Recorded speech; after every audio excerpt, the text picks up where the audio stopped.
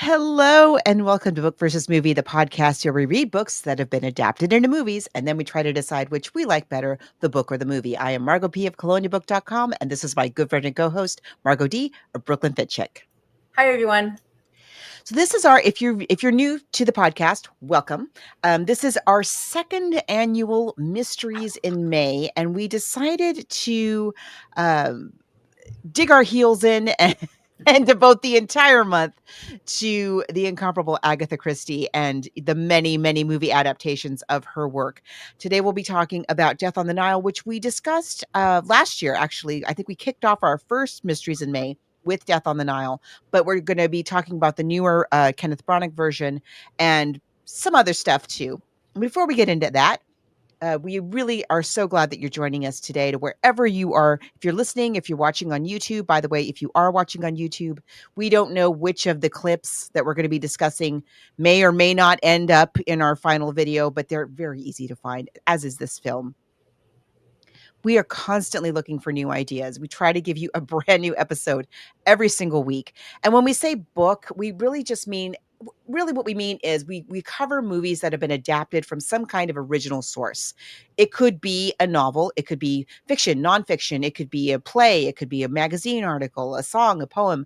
As long as there is some kind of source material that we can look at and analyze in the same time as we are watching the film, it's pretty much on the table for us. We've just got to be able to get our eyeballs on the source material, and the movie has to be streaming on a major platform, and that's it. We are no shortage of adaptations out there. We've covered hundreds in our 10-year history. But if you want to see some of the episodes that we've covered, the list of what we've already done, and maybe meet some other listeners of this podcast or interact with us, make your suggestions for future episodes, there's a few places where you can do that on the internet. We have a basic Facebook page. Be sure to like it. But Margot and I are much more interactive in our private Facebook group, and it's the Book vs. Movie podcast group. And we just talk about movies and film adaptations, a little bit of popular culture, little bits and pieces everywhere. Plus, we have two main lists going. And one is a list of the episodes we've already covered, and one is a list of ideas. And it's a good place to hang out and talk to people. So ask to join that group, and we do keep it nice there. We just talk about books and movies there. We're on Threads, Instagram, and Blue Sky. And at all those places, we're at Book versus a Movie. You spell that all out. And then lastly, we have an old-timey email, Book versus Movie podcast, spelled it out, at gmail.com. Send us your suggestions. And if you would like some stickers, send us an email. Via that email, send us your address, and one of us will drop them in the mail for you. And if you really enjoy the show and would like to help keep us in books and movies, you can also support us on Patreon. Yes, Patreon. As Margot said, we've been doing the show for 10 years now. So we're doing everything from 2023. And then previous to that is going on the Patreon wall. Just this past weekend, it was Raise the Red Lantern. Before that, it was The Postman Always Rings Twice. Coming up, we have Mulan. We have the Joy Luck Club. We also in the past, let's just look at some of these. Carmen Jones, Sabrina, Hunt for the Wilder People, Bed Knobs and Broomsticks, The Bad Seed. We have so many great episodes on our Patreon wall. The old episodes are free. You can also sign up for Patreon for free. Also, we'll put all these clips on our Patreon wall for free. So if YouTube isn't giving them to you, you're dying to know, what did they play? What did they play? That's where you could find it. And so everyone who supports us there, thank you so very much. We really appreciate it. And we also are open if you do go digging in the archives. We had a lot of messages lately from people who have been poking around our archives, which is Yes. very flattering. Thank you for doing that. If there's anything on there that you think like we should maybe take another look at, you'd like to hear us have Another a crack at it. another crack at it, we are totally open to that. We've done it a few times for a few select books and movies. So again, we're going to be talking about Agatha Christie this entire month. Last week we kind of covered more of the broad strokes. Today, because we're talking about Death on the Nile, I feel like we should talk about her marriage to Sir Max Edgar Lucian Malawan. Ooh, do you have Max, the yeah, intel? Yeah. So now this is not, his name obviously is not Christie. If you listened last week, you know that, what was his name? Archie? Was that her first husband's name? Um, the I first need to husband look it up. that she has a daughter with, uh, that cheated on her. We'll talk more about that, like, as the month goes on. But then she remarries, and, her second husband, they were married for how long? Let me see here. They got married in Oh, 1930. Archibald And Christie. yes, Yes. Archibald Yeah, so Christie, she was married from Archibald Christie, which is where she gets her last name. They were married from 1914 to 1928. And then she had something of a nervous breakdown. And then eventually their marriage broke up. And then she married in 1930 to Max Malawan. And that was a very yes. successful relationship. Yes, they were married in 1930, and they were still married when she dies in 1976. And Agatha Christie, as we talked about last week, is a woman who really, by all reason, should have just had a quiet upper middle class life, attending to her garden and belonging to various, like, ladies societies. Uh, she was a very adventurous spirit, and she was an upper middle class English lady who, had a lot of privilege in many ways, but she also had a lot of challenges that she faced as well, and an extraordinarily successful writer, second to, like, Shakespeare and the Bible, I think, is Agatha Christie.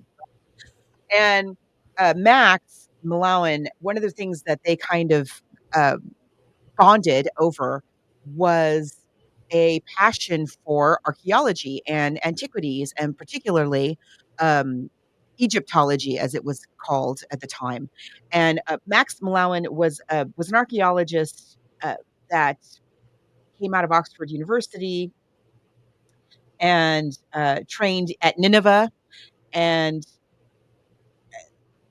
he serves in World War II, but they're already married by then. So, I mean, it was just a really, by all accounts, and there are letters, she was passionately in love with this man. He's younger than she is by how much? Let me see. Um, 14 years. Oh, well, good for her.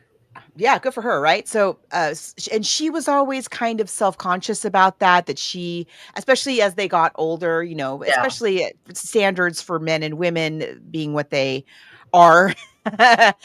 She always was very self-conscious about that, and but it's very, very clear that she was in love with this man. Like, the really, it's a very sweet, love story, and I mentioned last week, Lucy Worsley's wonderful, biography of Agatha Christie, and she's got really great examples of the letters. I mean, as they got older, it's unclear, I mean, it was a different time. We don't really quite know exactly what went on, but the marriage stays pretty darn strong, pretty much all the way through. So she travels with him. They go all over the place, and most, significantly to what we're talking about today, the time that they spend in Egypt. He was a bit of an expert, and so she has a lot of resources to draw on. It's yet another exotic locale for, an exciting Poirot mystery. We talked about last week, we're Evil Under the Sun. Oh boy, I really blanked there for a second. Sorry, guys.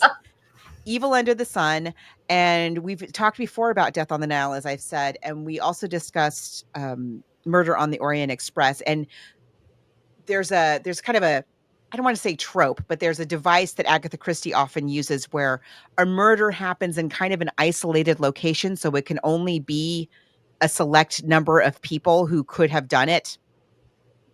This is, one of those cases. So, except now, even though we're kind of isolated on this little boat, just like with Murder on the Orient Express, everyone, it's just the people who are on the train, and in Evil Under the Sun, it's just the people who are on this island.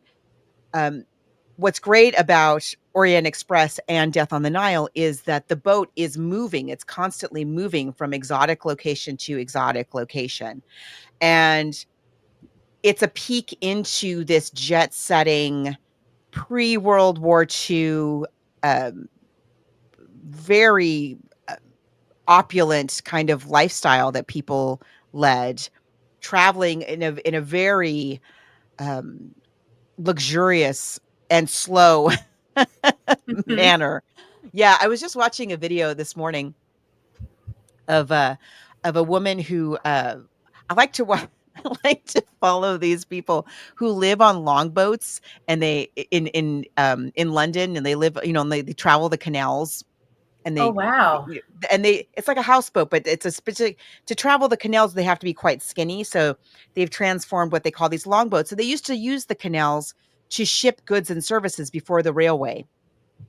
It was like a main mode of transporting um, everything.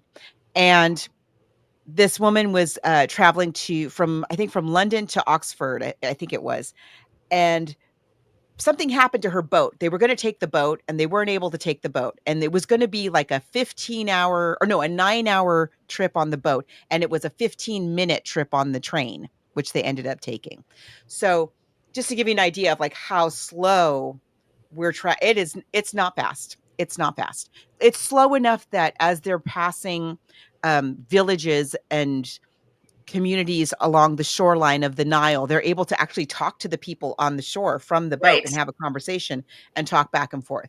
So it's we're just, there's no hurry. Why? There's plenty of gin, there's plenty of jazz. Right. Why bother? So anyway, Agatha has a lot of personal life experience that she is bringing to some of these books. Especially, this is definitely one of those where she's just like packing in all the Egyptology and all of that upper crust um, ennui and the luxury. It's just so much fun, especially at a time where, you know, people reading it were not living that lifestyle. It was a different time by then, and it's definitely like a piece of nostalgia. I'm sure it must have been for a lot of people.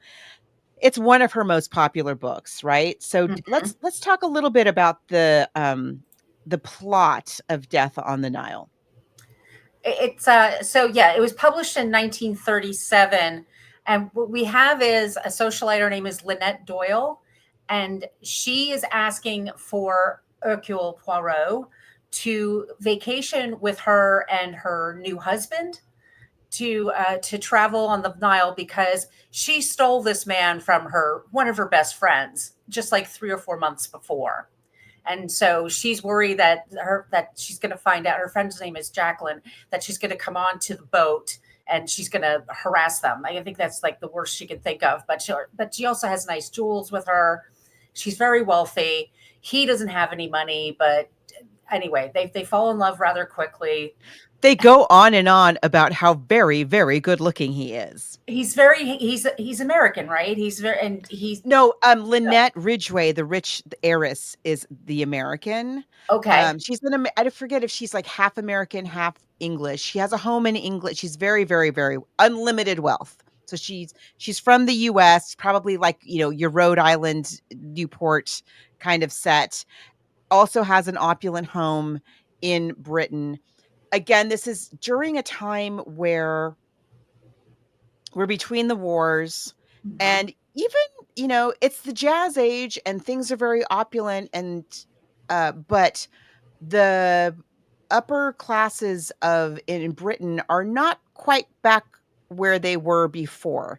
And so there's a lot of Americans kind of swooping in to high society in England, and she's a little bit that. She's a little bit one of these like American industrial princesses, as they used to call them. Dollar bill, what did they call them? Dollar bill, I forget. Dollar bill nobility or something like that. And she grew up though, but she grew up in England, and her best friend is Jackie Mhm. Belford, and they they are in touch. We get the impression on and off over the years. And Jackie shows up at Lynette's one day and is like, "Oh, I'm so excited! I have to tell you, I'm engaged. I love this man so much, and very significantly, like it's with tremendous emphasis that Agatha Christie puts this in the book. If I can't marry him, I'll die. I'll die. I'll die. And you're like, okay, Jackie, calm down. Um, and she says to Lynette, I need a favor. I love him. He's so gorgeous. He's so handsome. He's so dashing. He's everything I've ever wanted. But um, he doesn't have any prospects of any kind, and he needs a job. And you have this giant estate. Surely you could find a job that he could do. And Lynette is like, well, sure, okay. And she's like, he can be like a grounds manager kind of thing Yeah, at her handyman. English estate, one of her many estates. He Right. can work there. And she's like, yay, Jackie's so happy because now she and Simon will have a future together. Cut to, I forget, it's like 6 months later, It's not and even. it's so It's fast. 3 or 4 months, and she's married to him, and She's he's like, married to him. they are married, right? And She all of a has sudden, swiped her man. and she's like, okay, I need to hire you because we want to take this fancy trip down but we don't, and we want to invite all of our beloveds with us. But other people can all obviously get a ticket and come on board. If she does, she's going to harass us, so we need to hire someone. And Poirot likes to travel. Like, if he can do it on somebody's dime, why He the hell enjoys not? luxury. Yes. Right. And he has a taste for luxury. We've talked about Poirot many, many, many times. He's Belgian. But we'll talk about the backstory for him that's introduced in the Branagh version, which I thought was kind of Yeah. interesting. I thought that I was liked that they touched on that because it's something that Christie alludes to in and out over the course of all of the Poirot novels. So it is kind of nice to have. I did like that about the movie. Um, so there's some very significant differences between this book and the movie that we're going to talk about today. But I want to mention I may have to bring this up every single time just to be really clear that one of the great things about Agatha Christie movies adaptations is that and I don't know if this is a condition of the Agatha Christie estate. I kind of think it is that they have to change some of the details. Some of the characters, whether they've add characters, take characters away, change certain plot points so that people who love the novel and have read it over and over again, and that's just one of the strange things about Agatha Christie, even though it's a mystery, somehow you want to read it over and over again. my mother People did. just people just love. I've read Death on the Nile several times. And you want to go to the film and be surprised, like, oh, look what they did there. So instead of having it be a school teacher, oh, it's a man and he's a business owner. Oh, I see. No. So there's always some surprises. There's going to be some things that are changed. One of the big things though that I just want to establish a few things that are like really kind of, I feel, um really important to the story that this film really deviates from. I felt like kind of a lot. Number one is there is over and over again, as we meet every single character in the novel, and we talked about this last time. The thing about Lynette Ridgway is that um she is presented as this golden girl of the jazz age. She's a jazz baby from the USA, hacha, and she has everything. She can buy and sell whatever she wants and whoever she wants. And every single character that we meet in this novel says that about her. Every single one. It's like, she's so beautiful. She has everything. She can buy anything. And they're blown away by her beauty, but they don't really like her very much. She's not a nice person. She's not a nice person. And Mm-mm. we learn this pretty much right away. Pretty much like so we meet the first scene where Jackie shows up and she's like, I'll just die if I can't meet Simon. And Lynette's like, okay, I'll give him a job. And then literally the second scene in the book, we're like, oh, I see. And Lynette is extremely kind of cruel and heartless. about what she's done. She's like, well, she's just gonna have to get over it, like she Right. literally just told you she will die if she can't marry this man, and you're like, sucks to be you. Right. and and we learn as we meet each character has some kind of a resentment. Either they've had some interaction with Lynette Ridgway in the past where she Screw stomped people all over over. them, screwed people over, or they just don't like her. They just don't like her because they know what she's like. And when we meet them as a married couple, and Simon too was like, "Oh, I know. I was such a fool to have ever cared for." I mean, he's awful to her too. I was such a cool fool to have ever cared for her. And we learn that when they married, so she snatches her best friend's man and marries him. And Jackie is not taking it well. She is showing up. She's the ghost at the wedding. She's showing up where she's everywhere they want to be, like Visa. Mhm. She's everywhere they want to be, or is that MasterCard? And she's glowering at them and um, ruining their good time in the jazz age. And what can they possibly do? They're trying to figure out how to just get on with things and just ignore her, and it's not working very well. So they decided they're taking their honeymoon in Egypt, which rich people was a thing that rich people did. Let's go on the Egypt tour and see the pyramids and see the Sphinx and take the yacht down the Nile. And so naturally, when they are getting ready to, they go to a resort first, I think, some fancy hotel, right? Mhm. And um, everyone else is also there on a similar kind of a tour, but for different reasons. So this is where we get to meet all of the players in this Yeah. story. So of course, we have Hercule Poirot. Now, there's also an off some kind of a police something, right, who's a friend of Poirot's, and he's also there, and both Poirot and the police guy are both pretending to be on vacation, but they're not really on vacation. No, his name's um Race. yes, so we have Lynette Ridgway Doyle, who is our American heiress. We have Simon, who she's snatched from her best friend Jacqueline de Belfort. Hmm. um we have oh yeah, we have the Allertons, Yeah, they're who very is strange. very weird, very close mother and son. Just going to leave it there. We're like, we're not sure what's going on with the Allertons. Then we have Karl Bessner, who is a doctor. He's a German doctor who is on board. Again, this is between the wars. This is right when Hitler is like really super coming to power. So we've got this doctor. Then um we have Mr. Ferguson. So Mr. Ferguson's kind of an interesting guy.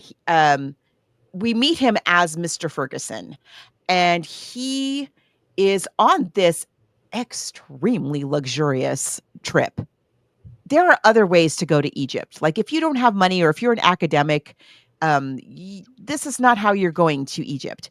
But here he is, Mr. Ferguson, and he is expressing disdain for all of the opulence and uh, wealth that he is surrounded with, the colonialism of and the way that the white people have imposed their culture on the locals, and he's constantly going on and on and on about it. And like, is he an anarchist? He wears like very um not very fancy clothes, like not something that would belie someone who could afford a trip like this. Later on, we learn he is in fact a member of the nobility. But for now, we're like, What's his deal? Why is he on this? Like, if you care about this why are you on this ship? Like, why are you Of here? all of them, Of yes. all the ways to come to Egypt, like you chose this? Okay. Then we have James Fanthorpe, who is a young lawyer. We have Guido Ricchetti, who is an archaeologist. We have Fleetwood, who is an engineer who guys works. He works on the ship, and he's another guy like we don't really know his story right away. Then we have my favorite, Marie Van Schuyler, who was an American. Um, she's an American, just a wealthy. I forget. She's a widow. She's had like several husbands. Again, like everybody's like, what's their deal? And she travels with a nurse named Miss Bowers, Mm-hmm. delightfully played by Betty Davis and Maggie Smith in the last version that we talked Yes. about. And Miss Bowers, we learn, is a cousin of Mrs. Schuyler, who has fallen on some hard times again and again. It's between the wars, right? She's fallen on some hard times. Her family used to be well off, then they lost everything, and Bowers has been reduced to being the travel companion of her wealthy cousin. Then we have um, Cornelia. Cornelia. Oh, I'm sorry. Cornelia is the poor cousin. I'm putting the Mm-hmm. two people together. There's Bowers and Cornelia in the book. Then we have Louise Bourget, who is the maid of Lynette Doyle. Right. And I'll talk about that in a minute. And then we have my other two favorite characters. These are so fun. We have Salome and Rosalie Audubon. Now, in the book, and in every other version I've ever seen adapted of this book, Salome Audubon, what's so fun about her is she's a very famous author, and she's an author of romance novels. But Agatha Christie very deliciously, and at this point she's so famous, Agatha Christie. Like she's hard to convey how globally famous this writer is. And she had that whole very sad period where she had a breakdown after her first husband cheated on her, and she by all accounts, like she completely suffered a spell of amnesia. She had a total break with reality and thought she was somebody else. May have even thought she was the mistress of her husband, and um, she went missing for weeks. I think it was, and she was holed up in like a hotel, but a lot of people thought that it was a publicity stunt because she was just starting to become famous as a writer at that point. And so Agatha Christie in the 1930s is a woman who a lot of people are talking about. She's very, very successful. She's also, as I said, extremely well off. She does not have to be a writer. She doesn't have to work for a living. And yet she's doing this author thing.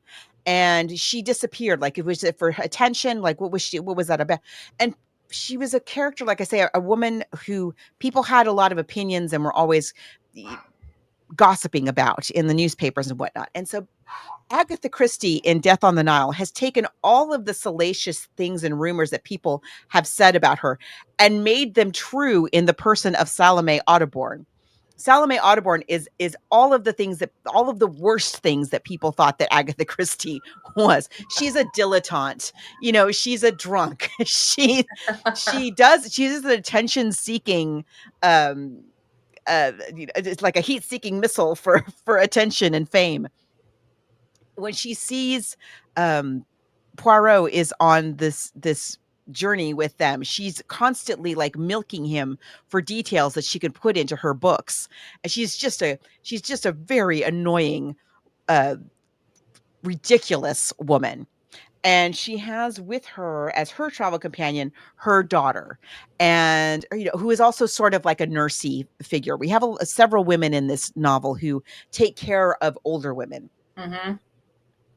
And so then there's some other people like staff, hotel staff, and all of that. And it's funny because like the staff are almost never like at all involved in the story, but they're just there all the time. I don't know why they're never as suspicious as anybody else, but they never are. So there they are in Egypt, and sure enough, Jackie shows up. Sure enough, Jackie shows up to ruin their jazz age trip to Egypt, honeymoon trip. And she's really making a scene. She's really ruining everybody's good time, and she does not care. And another thing I love about this particular novel is it really shows off Poirot's number one, as you mentioned, his love of luxury. So he's always like he likes exotic to try exotic foods and exotic places and accommodations and so on. And the other thing he really has a weakness for is young love. And he feels very sorry for he sees everything that has happened, of course, because he's Poirot. And he feels very sorry for Jackie. Mm-hmm. And he tries multiple times to be there for her, try to give her good advice. He gives her very good advice about getting on with her life and like, why are you even bothering over this guy? Really? He's as dumb as a post. Like, yeah, Right. he's good looking, but like, what No on earth are you? personality. Right. No, like, let her have him. And she just is not hearing it, not hearing it, not hearing it. In the book, um, actually in every version, but I don't remember her saying it in the Kenneth Branagh one, but in each version of the book, she shows Poirot that she carries this teeny little pistol, like little lady's handbag pistol, like you would fit in a little bitty beaded evening bag. She's like, "Look at my little pistol," and she also mentions in most of the other versions that she is an ace. She's like a sniper. She is like everyone has remarked on her amazing markswomanship. You're like, okay, Jackie. It's always like, calm down, Jackie. And yes, she's like, look at my gun. I just want to put a bullet in that woman's head. And then I'm like, okay, okay. Um, so Poirot is very concerned. He notices that everybody around Lynette Ridgway has an axe to grind with her Mm-hmm. with good reason, with very good reason. She is not a likable person, and we see her being not a likable person throughout the novel. We learn over the course of as they're traveling and as they're on the ship, and Jackie. They sneak away. The ship is supposed to be a ruse to evade Jackie. They suddenly, on the spur of the moment, decide to take this cruise on the Nile when they originally were gonna go do something else. They were gonna, I don't remember, take a train or I don't remember what all. But then Jackie shows up. How does she know that we were here? There she is. So, as everybody is going down the Nile and Jackie's like being a sourpuss and ruining everybody's good time, we learn about all of the ways that Lynette and her family have ruined people's lives, Mm-hmm. starting with her maid, her poor maid. Her maid, Louise, who Jackie really orders around. I mean, of course, yeah, okay, she's a maid, okay, but she's not very nice about it.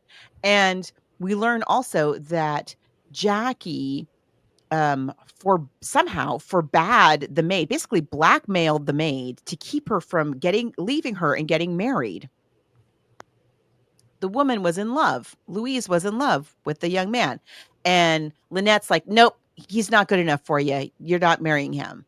And she would not, she made it so that, how can I put this? So that Louise was sort of indentured to her. Mm-hmm. Basically, she was not paying her, which is called wage theft and is against the law. Yes. By the way, if you're experiencing that, that is against the law. Um, so so Louise, poor Louise is stuck with this woman till when? Who knows? And she treats her just abominably. And so there's that. And then we learn also that Bowers, Mrs. Schuyler's nurse, um, Bowers' family was, or maybe it was, I'm sorry, maybe it's the cousin. I'm getting getting the versions confused. The cousin who is Cornelia, Mm-hmm. the poor cousin of Mrs. Schuyler. Cornelia's, the way that her family lost all their money was that the Ridgways cheated her father and absolutely ruined him.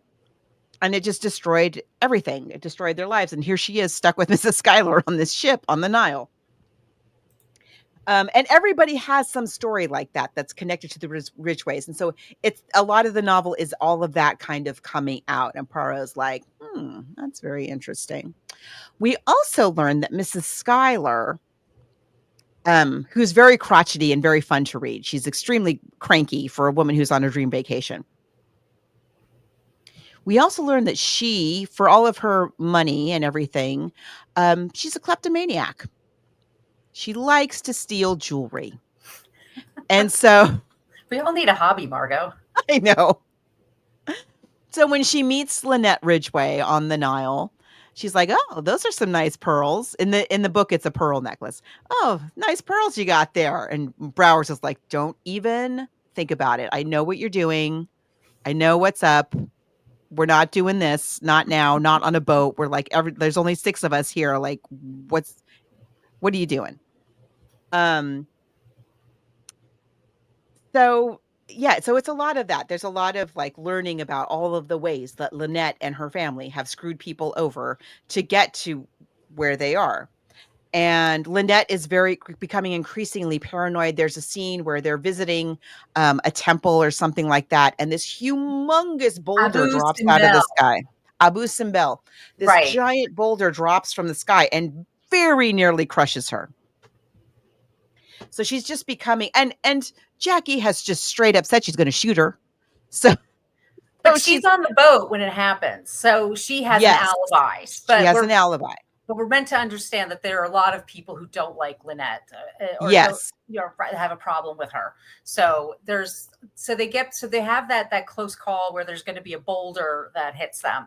They get back on the boat and they're going along, and it's Jackie and I forget who else, and Simon Yeah, and there are witnesses, right? So it's right. late. Oh, so here's another thing. So if you know and you have to remember, like, people reading this book know Hercule Poirot. Really, I'm saying I have so much trouble with French, y'all. I'm so sorry.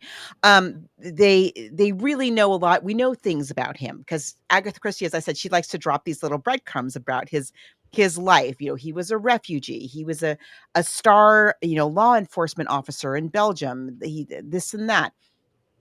One of the things that we know about Poirot is that he is an extremely light sleeper. Everything wakes up Hercule Poirot. In Death on the Nile, that was one of the things. I mean, not Death on the Nile, Murder on the Orient Express. Like, he was bolted awake by like the slightest little, just a little noise, just jolted him awake, and that's how he was able to solve the murder. So, everybody's kind of having that after dinner drinky time, and Poirot is having a little glass of something, and he's like, "Oh, man, I don't know, like, if it's the heat or the little Or bit of perhaps he's alcohol, sick. Yeah. something, I just cannot keep my eyes open." Right. And so he's like, Gosh, guys, sorry, I'm gonna just turn in early, I'm gonna go to bed." So he is sound asleep, and everybody else is in the lounge, or, at least a lot of people's, and Jackie is because Jackie's got a Jackie. She's going to start something with because she's bored. She's going to start something with um Simon. Lynette and Simon. And Lynette is like, "I just can't. I'm going to bed and I'm taking a sleeping pill and just don't even bother me and good night."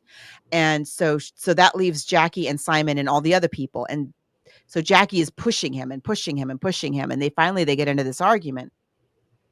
And she pulls her teeny little gun out of her teeny little handbag and shoots him in the leg. And right away, she's like, "Oh my god, I'm so sorry, I'm What so was he sorry." thinking? Oh my god, Yeah, oh my she has god. this So breakdown. she has a conniption. So he's grabbing his leg, and they could see, they think it's red blood that's coming out of his knee. So He falls and appears to have he grabs his hanky and he puts it over his knee, and they see what looks like blood on the hanky, and he's like, "Get her out of here and get me a doctor." And so, they who kick is the gun underneath there. And so Jackie is taken away by her nurse, or and she Jackie is taken away. I can't remember if it's the maid. No, it's, yeah, it's like Bowers, or I think it's Bowers takes Jackie away, and because Bowers is a nurse, and Jackie is now having just a full giant meltdown. And right. so Bowers takes her away, gives her a sedative, and kind of lies down with her, puts her down for the night. And she's like, "Don't worry, I will just be staying up. I'm going to keep an eye on her. I will not leave her alone. I don't want her waking up and like doing something to harm herself. I am not leaving." So Bowers stays with Jackie, and the other people in the lounge run to get the doctor, who has also been screwed over by Lynette and by the Ridgways somehow. I forget exactly what that story is. And the doctor comes back and he's like, "Oh yeah, bullet wound. So let's get it, let's stop the bleeding." And he gets the thing dressed up, and now Simon is laid up. Simon cannot walk because he's been shot in the leg.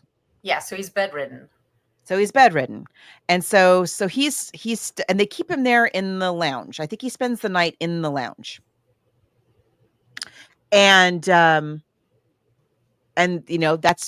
the drama for the night, everybody thinks, and they all go to bed. And then the next morning, Poirot's like, "Whoa, boy, was I asleep? My goodness!"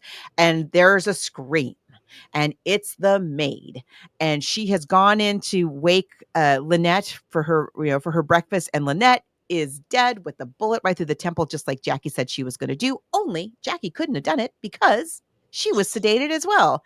So Right. yeah, so she was with They all have Bowers an all night. alibi. Everybody's got an alibi. Unlike last time where we had one couple that had no alibi, which was kind of fun to throw in the mix. So Poirot does his question, and that's another fun thing about those novels. Like he did his questioning of everybody, and you learn that everybody has a motive to kill this woman, not just Jackie.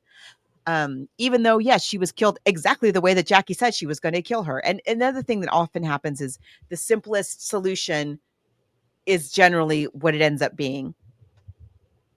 So so he's doing in the middle of his questioning of each individual, and for some reason he questions the maid in Simon's presence. And the maid says, "Oh, I didn't see anything. I mean, the only way I would have seen something is if I happened to be out on the deck and happened to see the murderer run into her room and then run out again. But of course I didn't see that." And she starts crying, and Simon's like, "Don't worry, we'll take care of you." And you're like, "What's going on?" So sure enough, she's the next one to get it. They find her in the book. They find her dead, and her hand is clutching some torn money. And so now we've got how many? We're two bodies. And then so Poirot's like, "Okay, great. So now I'm questioning about two murders." So he's continuing to question everybody, and Mrs. Audubon. And this is the thing. Okay. I love this scene. Because it's funny. I'm sorry, but it is funny. It's tragic, but it's also a little funny. Miss Audubon comes running in. She is so excited and she has to talk to Poirot right now. She's like, "I've done it. I've solved this murder. I've done it." You could see like the dollar signs in her eyes and the fame and the fortune that's going to befall her. She's so excited. She said, "I figured out who did it. I know who did it. I know who killed the maid. I saw it. So it could only have been, and I've got all the pieces of the puzzle, and the murder is," and a shot rings out. And she's dead. Right in the head, and she is now gone. And Poirot's like, "Great. Awesome. Now I have 3 murders on my hands." And people are getting a little upset with Poirot. He's not solving this murder fast enough. And the bodies are piling up. And so anyway, there's lots of fun details of chasing and mistaken identities and clues And and all kinds of the great. stolen necklace, and then the The necklace stolen is necklace is a back. whole thing. They find the necklace, but it's not the real necklace, it's fakes. And then the real necklace mysteriously reappears. Lots of fun stuff. So, okay, again, we're going to spoil everything this month. Right, So right. We'll cut to the chase yeah, because, yeah. here's the deal. It's very similar to the last story that we talked about. We have a secret couple. So Jackie and Simon were never not together. The whole thing was a plan to secure them with cash for life. So, and Jackie was the mastermind. So again, it's the simplest solution. The woman who said, "Hey, I'm going to shoot her through the head," is the one who shot her through the head. Jackie wanted them to have money. So she knew that Lynette, because she knows Lynette really well, she knows that Right. if I put this man in Lynette's path, she's gonna swipe him. And that's exactly what she did. So you Simon, you snag Lynette, get her to marry you, then we'll get rid of her. and you will get all of her cash, and we will be set for life. You will eventually rediscover your love for me, and we'll get remarried, and we'll live off of Lynette's cash from here on out. How about that? So, it was all very carefully planned. Let me see if I remember all of the details. So, Jackie, when she shoots Simon in the lounge in front of witnesses, she shoots blanks. So he pretends to be shot. Right. And the quote unquote blood on the hanky is actually nail polish. And so he's like, ah. And so he tells everybody to get the doctor. So they all leave him alone in the lounge while they rush to get the doctor. He, in his stocking feet, so nobody hears him, he then runs into Lynette's room because she's taken a sedative, so she is sound asleep. He shoots her in the head and then runs back to the lounge, wraps the gun in a scarf to muffle the sound, and shoots himself in the leg. So when the doctor comes back, he now has a genuine gunshot wound. He also makes it look as though only two shots have been fired out of the gun instead of 3. And then, so now he has an alibi and Jackie has an alibi. So the timing of the murder, because again, we don't have the same amount of science that we have now. So the timing of the murder is not as clear as it would be today. So, so Simon is actually the one who shot Lynette, and Jackie, but Jackie is the one who orchestrated the whole thing. She is the mastermind. And Poirot does, the whole thing, get everybody in the room and explain how you could have done it, and you could have done it, and also you could have done it. But no, actually, it's who we thought it was all along. It's Jackie. And Simon. Jackie and Simon. And Simon completely crumbles like a house of cards. Yes, I did it. And Jackie's like, ugh, really? This guy? And so the police, now we have, we've got 3 bodies on board, and they arrange for the police to be meeting them at the next port to arrest Jackie and Simon. And Jackie says, can I at least say goodbye to him? And they're like, yeah, we suppose. I guess you did it all for love. And then she very quickly, before anybody can stop her, shoots Simon, shoots herself. Now we got 5 bodies. And that's the end of the story. Now, there's a few people on the board who do find on board the ship who do find love. Mm-hmm. And so there are some happy endings among all of the very tragic deaths that happen on the ship. But that's the end of the story. I mean, it's so much fun. And she takes you on this like whole thing and all the like the exotic locations and all of that, all for it to be the person that you thought it was going to be from the very beginning. Yeah. There you go. Agatha Christie. Love it. And it's been adapted many, many, many, many times. Oh, so many times. So I was looking at IMDb, and Margot, we both love BritBox, and they have the David Suchet versions of Poirot. So I saw that version of this. Yeah, with Emily Blunt. And it's also the woman who played Vera in Dolores Claiborne. I know. Yes. She's in there too. It's a great cast. It's really good cast. Yeah. Yeah. So the one we decided to cover this year for this episode is the one from Kenneth Branagh. It was released in 2022. I don't remember being knocked out by it when I first saw it. I liked Murder on the Orient Express very, very much, and I was looking forward to it. I don't think I hated it. We're going to talk about now because I think I liked it a little bit more than you did, this version. Mm-hmm. We'll see what happens. I like Kenneth Branagh. I just like his ideas. I think he's an interesting actor. I do too.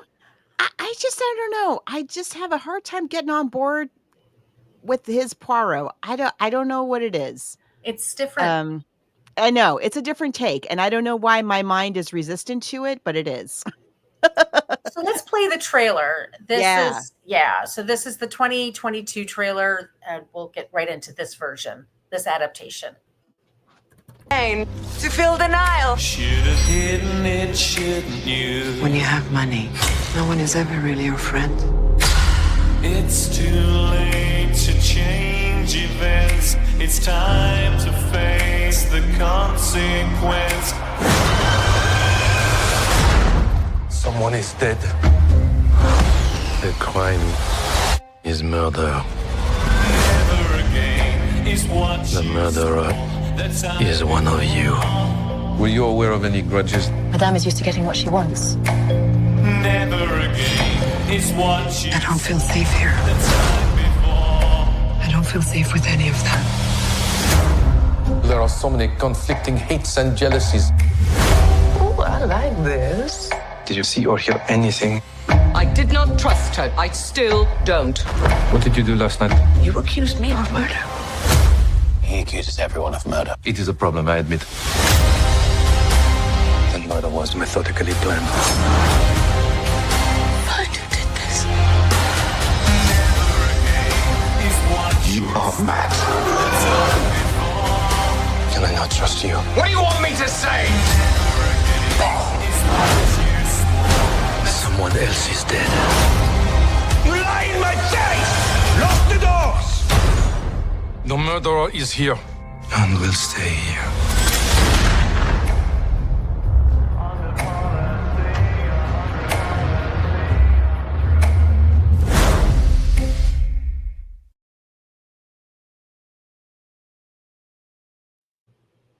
It's a good trailer. It's a great trailer. Good use of Depeche Mode. I didn't even remember that. I was like, that's pretty damn good.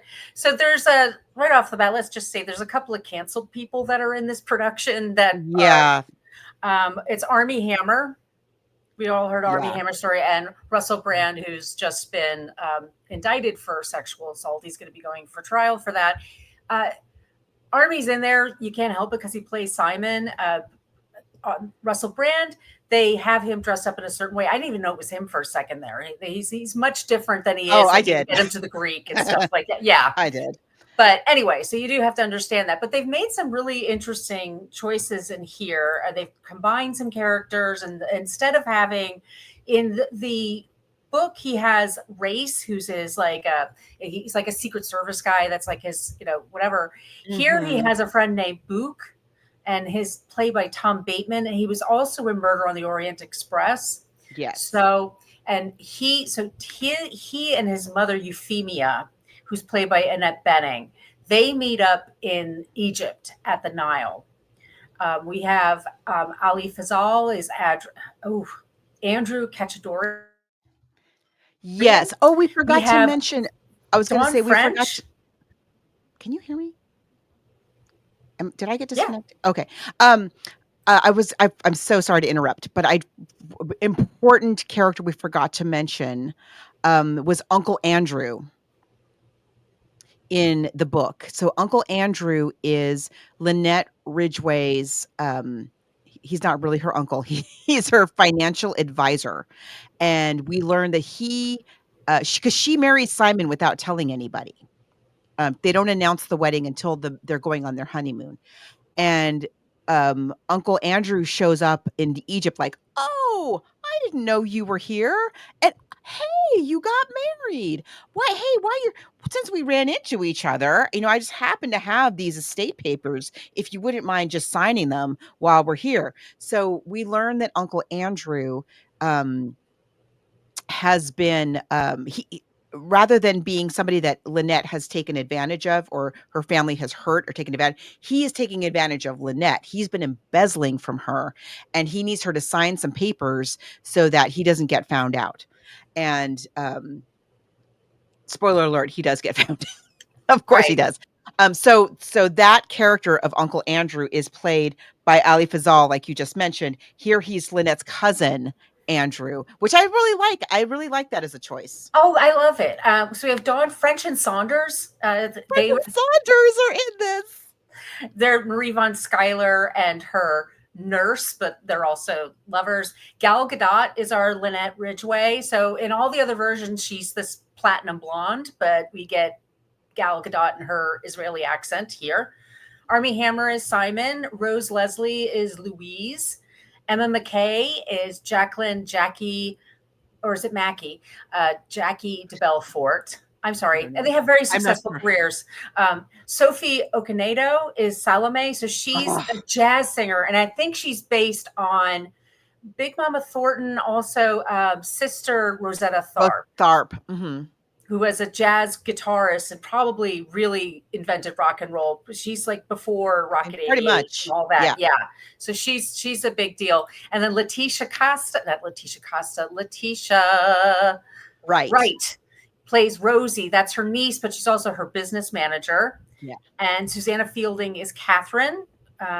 So I'd like to talk about the opening only because Branagh wants to bring some backstory of Poirot.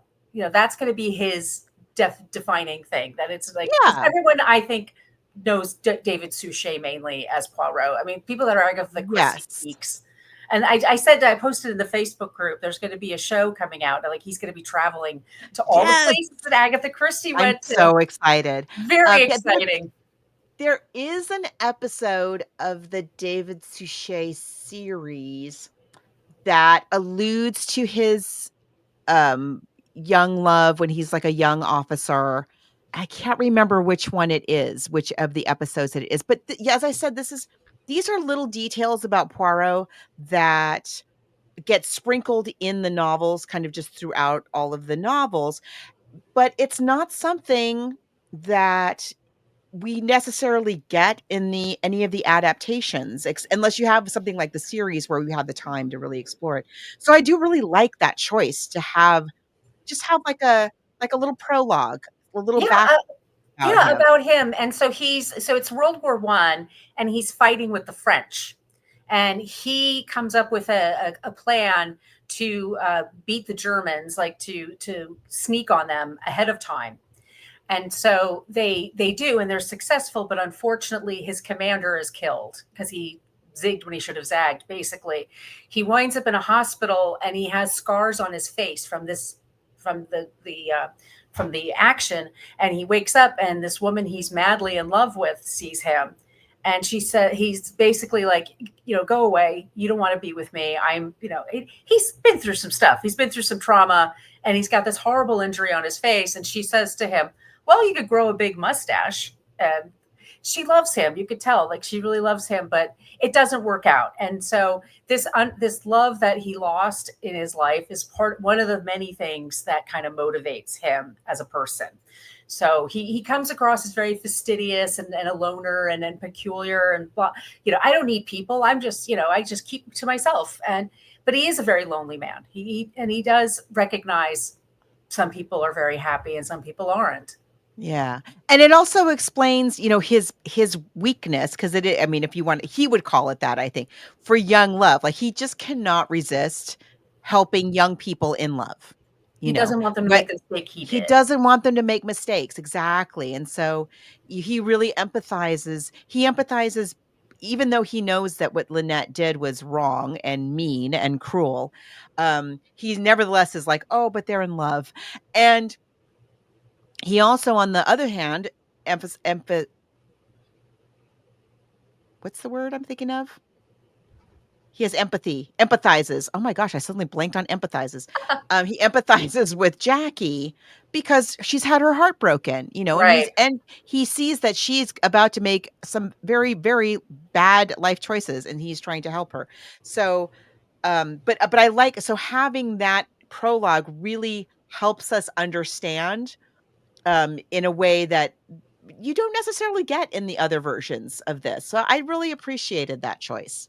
It's for people also that like just aren't, experts on Poirot. I mean, it will just give you a little bit of an entryway into this is why this man is as quirky as he is. I get it.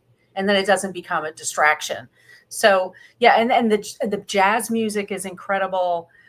The music in this is so good. And the art direction is great. I love the boat. A lot of good things. The girl deckhands. I guess it's all like female deckhands that like help. I guess. I was like, this is great. I mean, I think it's incredible. I think let's play the clips because it opens up with Poirot and Bouc. And it says the Annette Bening clip. We'll play that.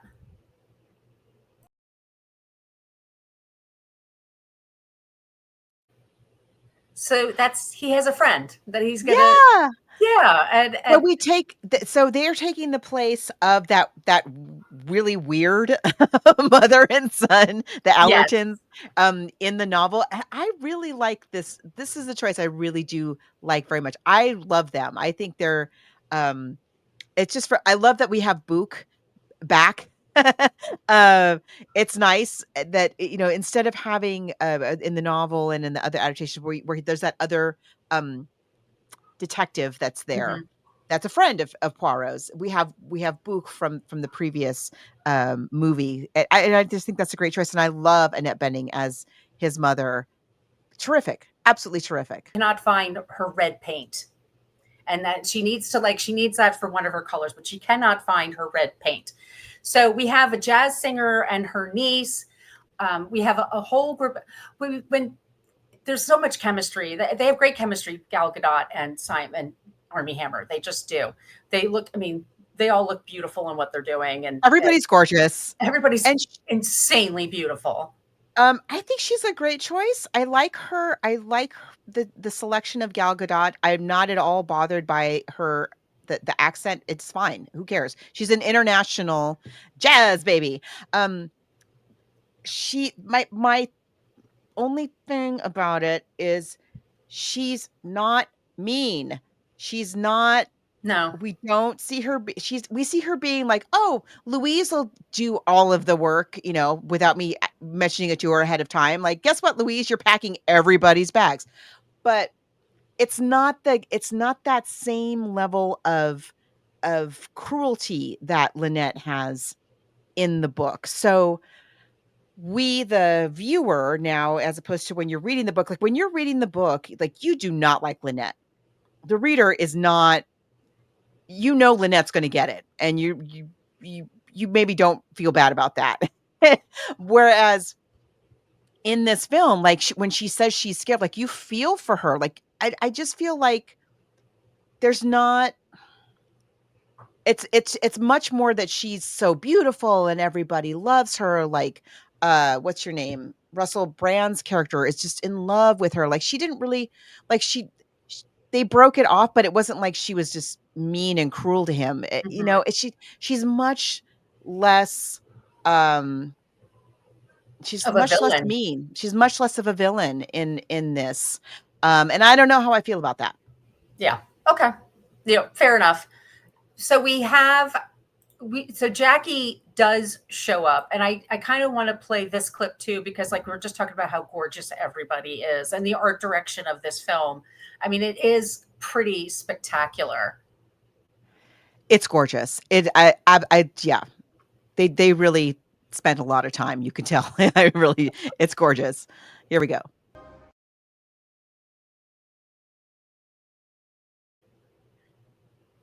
This is a Hollywood production. I mean, they're going to Oh, be it really gorgeous. is. Like that's my whole point. Like it's just like next level gorgeous. Yeah.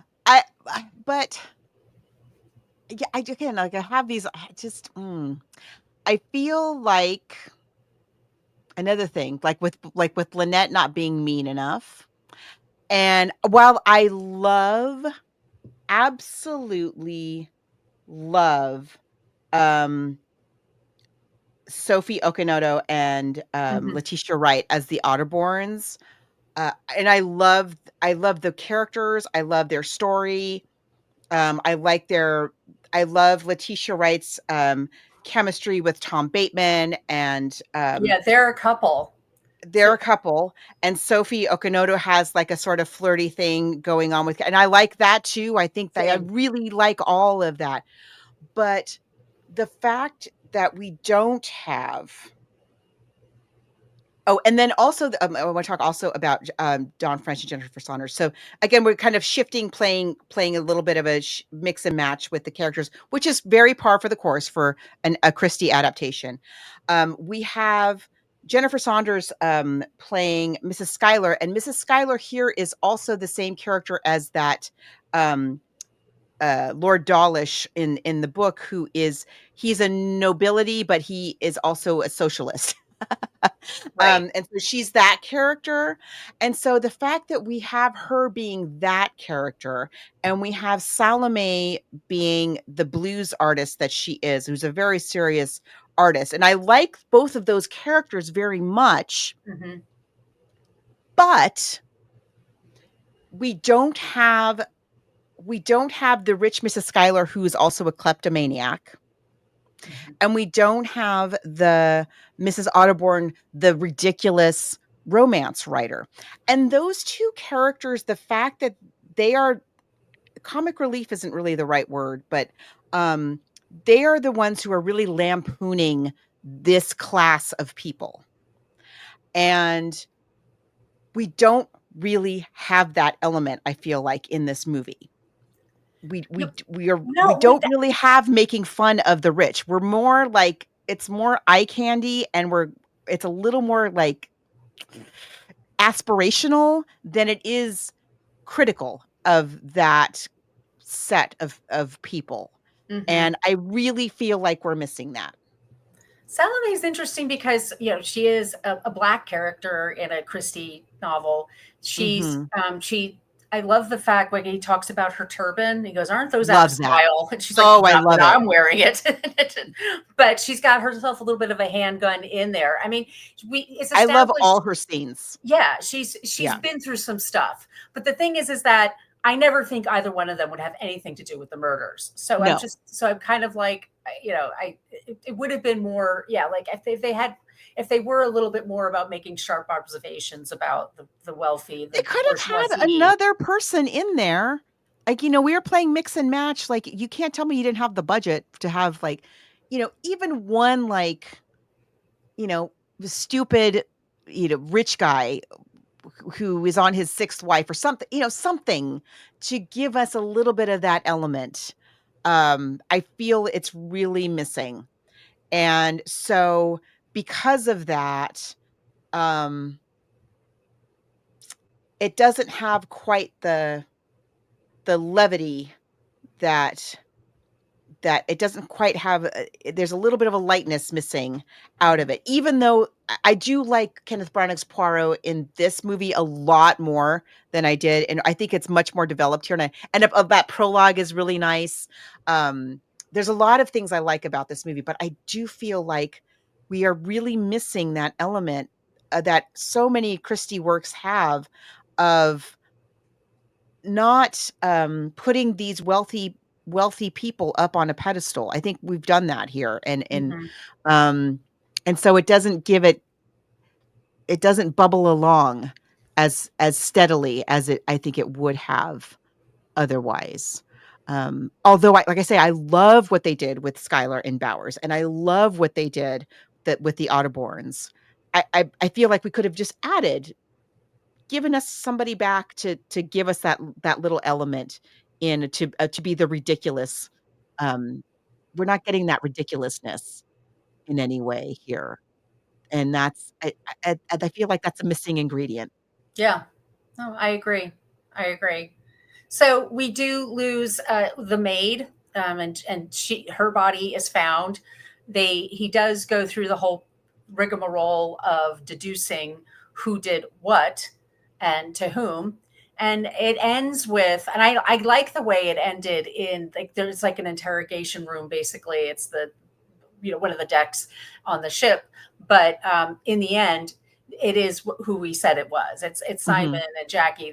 They were in cahoots, and he's basically saying to them, well, when we get to port, you're going to get arrested, and sorry, but that's the way it goes. And then she sneaks and has a gun, and then she was Mhm. able to shoot both of them. And Because so she's an expert, she is an expert. sharpshooter, which she doesn't say, I don't think, in this film. I don't think she mentions that, but, No. it's something that's, like, very pointedly said in the book. Right. Um And that's why she was able to shoot, in this case, Book. In the book, it's, Mrs. Otterborn, but she shoots, I mean, that's a very precise shot to get Yes. him, like, right in the throat like that. But it's because she's such an expert markswoman. And, but yeah, I mean, there are many, I just think I love the ship. The ship is beautiful, Hmm. beautiful. The lighting is gorgeous. The costumes are gorgeous. The music is perfect. I love the addition of the jazz and the blues. Um, Very different from when we talked about last week, Evil Under the Sun, where it was all very Cole Porter instrumental, which worked very well for that. But I like, because she is an American and she's supposed to be an American, it's that nice, it's a nice element that's added with the jazz music. I mean, I liked it. I liked it. It's just not my. I have to say, and we talked about the David Suchet one just briefly, which is also very good. It's not anywhere near the production value of this one. No, Not even no. close. It's a few thousand less, I would say, than the budget they had for Just this a smidge. movie. Just a smidge. But Um, it's great to have all these British character actors. Yeah. doing Oh, these yeah. parts. Oh my God. I gotta say though, I think my favorite one is the Peter Ustinov one. I Yeah. think that's my favorite version. As we've said many times, I just want a movie with Betty Davis and Maggie Smith as Schuyler and Bowers, Just sniping at each arguing, other. just sniping, and Maggie Smith manhandling Betty Davis, and I'm here for it. I do love the way that they did Schuyler and Bowers though in this film. I thought was very good. Although, I mean, you have French and Saunders, and they're not very Funny. funny. No, and Yeah. that's the whole point. Is And they're a comedy duo. And I mean, I cannot tell you how much I adore French and Saunders. I think I've seen every single thing they have ever done. Is she supposed to be American? I Is think that so. an American accent we're So doing? can you play the clip? It's called The Last Scene, because we do have Yeah. her. Yeah. Let's look at it. So yeah, it ends on a down note. I know, but I mean, of all of the, I must say, of all of the versions of that scene, that one That's is really well done. beautifully done. It's beautifully done. I like Wow. they're wrapped up as mummies, basically, because they're in each. I know Yeah. that I thought that was Yeah. and I it was mean, a really interesting cast. And I do really love that scene. I think it's so like to start with the aerial and the gorgeous, very interesting things that he does in this film. And with the area, there's a lot of aerial shots. There's a lot of shots from below the water surface of like the anchor dropping and the ship and people looking into the water. And there's a lot of stuff like from underneath the water, which is very interesting. Yeah, that scene is absolutely stunning. It's really beautiful. I do think that of all of the versions, that's the best version of that scene that I've seen. But book or movie?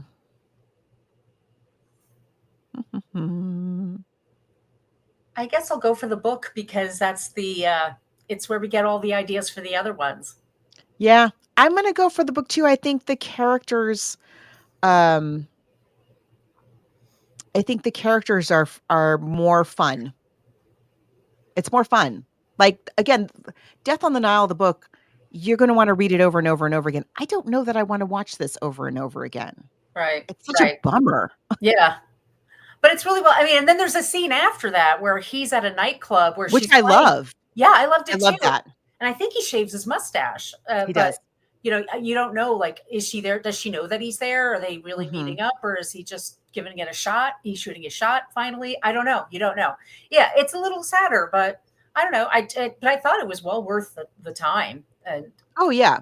yeah. Yeah, it's a gorgeous film. It's just not it's just a super bummer, and it's not as like Real Housewives. Yeah. It doesn't have that element to it, which I miss. But I do I would even go so far as say I like it better than the David Suchet version. Yeah, I think so too. Yeah. Yeah.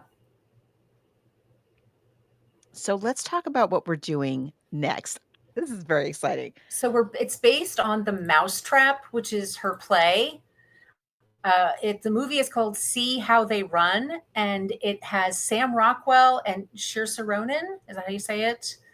I think so. Ruth Wilson, Adrian Brody, Charlie Cooper. It's got a really interesting cast. It's from 2022. It's very easy to get your hands on. It's a play. Those are usually for us really quick to read. And it's one of the most successful plays of all time, if not the most successful play of all time. The Mousetrap. It's certainly the longest running play in the world in history. So that's coming up next. But as you heard from us before, we're always looking for suggestions. So please reach out to us at all those places I mentioned at the top of the show. Our email, once again, is bookversusmoviepodcast@gmail.com. And Margot, where can they find you? You can find me online at coloniabook.com, and all my social media callouts are at She's Not Your Mama. And where can they find you? You can find me at brooklynfitchick.com. I'm at Brooklyn Fitchick for Threads and Instagram, and I'm at Brooklyn Margot for TikTok and Blue Sky, and at my name for YouTube. My name is Margot Donahue. All right, everyone. Thank you so much for listening. We'll be back soon with a new episode.